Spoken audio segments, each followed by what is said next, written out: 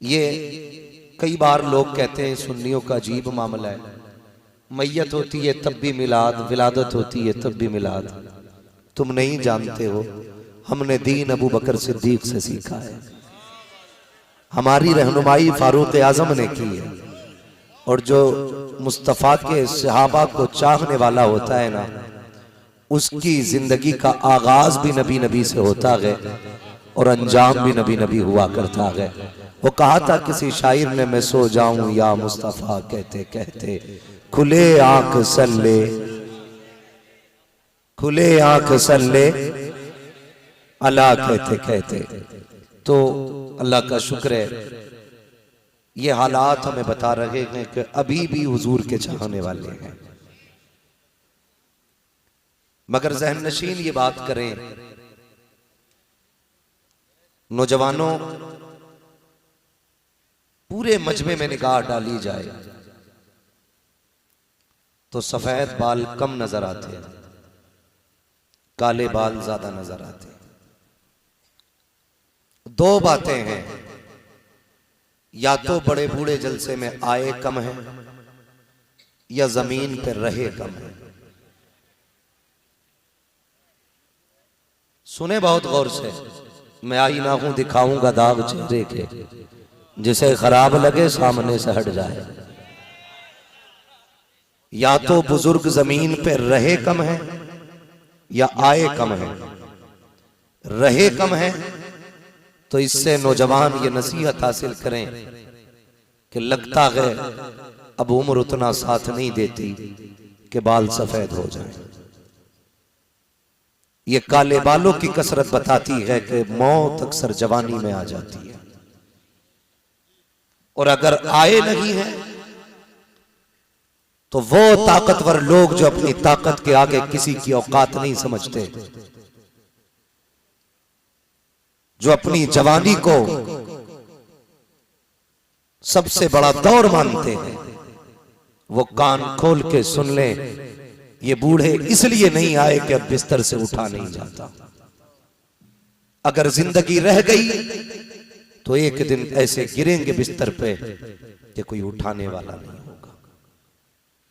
दोनों सूरतों में डरना चाहिए। अगर बूढ़े नहीं रहे तो जवान डरे, और अगर हैं नहीं आए तब भी नौजवान डरे। हाँ, डरना तो हमें पड़ता है। अगर जरा सा मौलवी थोड़ा सा सख्त जुमला बोल दे तो कहते हैं मौलवियों की तकियानुसी बातें होती हैं। नहीं, मौलवी पुरानी वाली बोलता जरूर है, लेकिन बहुत पुरानी नहीं। जब भी बोलेगा 1400 साल पुरानी वाली बोलेगा। और हमारे बुजुर्गों ने कहा है, हवेली नहीं बना लेना, गाड़ियां नहीं ले लेना, कपड़े नहीं बना लेना, लेकिन दीन पुराना 1400 साल वाला ही होना चाहिए। दीन कभी नया मत लाना। दीन वही हक है जो अबू बकर सिद्दीक को अता किया गया, जो नबी के उमर के पास था, जो नबी के उस्मान के पास था, जो नबी के अली के पास है, वही दीन असल है। आज ना कई सारे नौजवान सोशल मीडिया पे ऐसे बह गए हैं कि कोई इंजीनियर का फैन है, कोई डॉक्टर का फैन है, कोई अंधेले का फैन है, कोई कांड़े का फैन है। हो गए बस। जिसे कुरान की आयत पढ़नी ना आती हो वो दीन सिखाने चला है। और ऐसे ही मेरी कौम के ये इंजीनियर और डॉक्टर हैं, फैन हो गए। भाई उसकी बात समझ में आती है, लॉजिक रहता है, उसकी गुफ्तगू में लॉजिक है। मैंने कहा दो ही चीजें तूने देखी हैं, एक लॉजिक एक मैजिक, वो दोनों उसमें नजर आया। खुदा की कसम, कभी अबू बकर सिद्दीक का फरमान पढ़ा, कभी नबी के उमर को पढ़, फिर तुझे पढ़ता चलेगा सच्चा कौन है। इमाम अहमद रजा खान फाजिल बरेलवी का नाम लेकर के फितना उठाने वाले लोग कान खोल के सुने। इमाम अहमद रजा ने नए दीन की बुनियाद नहीं रखी। इमाम अहमद रजा ने उसी दीन का चेहरा साफ किया है जो दीन अबू बकर सिद्दीक को मेरे मुस्तफा ने दिया था। और वो दीन क्या था? इमाम अहमद रजा ने कहा, और कोई गैब क्या तुमसे निहा हो भला, जब ना खुदा की छुपा तुम पे करोड़ों दरूद। है ना? तो नौजवानों ये जो चल रहे हो ना इधर उधर, बचो इससे। वो जो बैठा हुआ कह रहा है ना मेरी समझ में नहीं आता, वो दांत क्यों तोड़ेंगे? वैसे करने के हवाले से कि ये तो कोई पागल ही कर सकता है माज़अल्लाह। मैंने कहा तू नहीं जानता है, जो हुजूर से इश्क कर बैठता है ना वो फिर सब कुछ भुला देता है। दिल जो नहीं दिया ना, इसलिए तुझे दिल का पता भी नहीं है। अंदाजा लगा, नबी का अबू बकर है, दस्तरखान है, एक तरफ बेटा एक तरफ आप है। खाना खाते खाते इस्लाम कबूल करने से पहले की बात अब्दुर्रहमान इब्ने अबू बकर सिद्दीक ने छेड़ी। कहते अब्बू याद है? कहा क्या बेटे? कब जंगे बद्र में आप हुजूर के साथ थे, मैं अबू जहल के साथ था। फरमाने लगे हाँ याद तो है। कहा उसमें क्या बात है? कहा अब्बा जी मैं तलवार चला रहा था ना, एक बार आपकी गर्दन आ गई थी, मैंने अब्बा समझ के तलवार हटा दी थी। अगर मैं चला देता ना तो आज आप मेरे साथ दस्तरखान पे नहीं होते। इतना सुना ना, सिद्दीक अकबर ने लुकमा छोड़ दिया। कहने लगे वो तू था जो तूने बाप समझ के छोड़ दिया। कहते हैं अल्लाह की इज्जत की कसम, अगर उसी मैदान में मेरी तलवार के नीचे तेरी गर्दन आती ना तो मैं बेटा समझ के छोड़ता नहीं, नबी का दुश्मन समझ के तेरे टुकड़े करके डाल देता। तो ये दीन आप सीखने की कोशिश करें। अक्सर दीन सीख रहे तो नौजवान इधर उधर चल दिए। भाई जिसे खुद दीन नहीं आता वो दीन क्या सिखाएगा? जिंदा रहे तो नसीहत समझे, मर जाए तो हमारी वसीयत समझे। जब तक जिंदा रहना मसलक आला हज़रत को मजबूती से थामे रहना। ये बरेली के कुर्बो जवार में भी बड़ी तेजी से हवा चल रही है।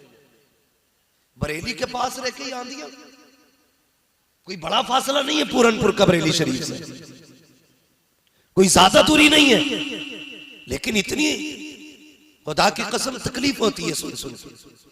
कुछ बातें तो अब कह नहीं सकते हैं, लेकिन घुटन होती है। इसलिए खुदारा अपने आप को आला हज़रत की चौखट से मजबूती से बांधे रखो, मजबूती से बांधे रखो। नए नए लोग आ रहे हैं, नई नई बातें हो रही हैं, कोई कुछ कहता कोई कुछ कहता। बस इतना समझ लेना 100 साल हो गए हैं, अभी तक कोई इमाम अहमद रजा जैसा नहीं आया है, अभी तक नहीं आया है। और जिस मसले पे उन्होंने कलम उठा दिया है उसकी आखिरी हद तक तहरीर कर दी है, उसको हरफ आखिरी बना दिया इमाम अहमद रजा ने अपने कलम पे। मैं कहता हूं साहब कई बार होती है बात कि वो तहकीक वो तहकीक। मैंने कहा सुने भाई, सारी तहकीक अपनी जगह है, इमाम अहमद रजा की तहकीक अपनी जगह है। जिस फतवे पे इमाम अहमद रजा ने जरूरियात को पेशे नजर रखते हुए अपने दौर में तहकीक कर दी, अब उसमें मजीद तहकीक की गुंजाइश नहीं। ये भाई सीधी सी बात है। तो इन चीजों को लेकर भी इख्तलाफात हो रहे हैं। मैं आपको बता दूं कई वजूहात से झगड़े, फिकी इख्तलाफात को लेकर के गाली गलोच, पीरा मुरीदी के मामले को लेकर के गाली गलोच, सिलसिलों को लेकर के झगड़े, इतने सारे झगड़े चले आ रहे हैं। अब तो सादात में भी गुटबंदियां हो गई हैं, सादात के अंदर भी हिस्से बना दिए गए हैं। ये फला सादात है, ये फला सादात है। मैं कहता हूं डॉक्टर इकबाल का शेर याद रखो। डॉक्टर इकबाल ने कहा था यूं तो सैयद भी हो, मिर्जा भी हो, अफगान भी हो, तुम सभी कुछ बताओ कि मुसलमान भी हो।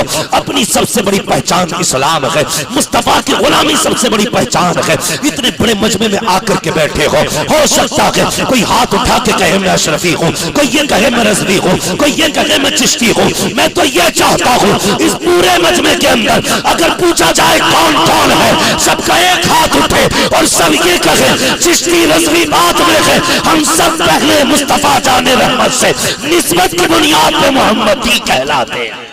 नारे तकबीर, नारे रिसालत, इस्लाहे मुआशरा कॉन्फ्रेंस।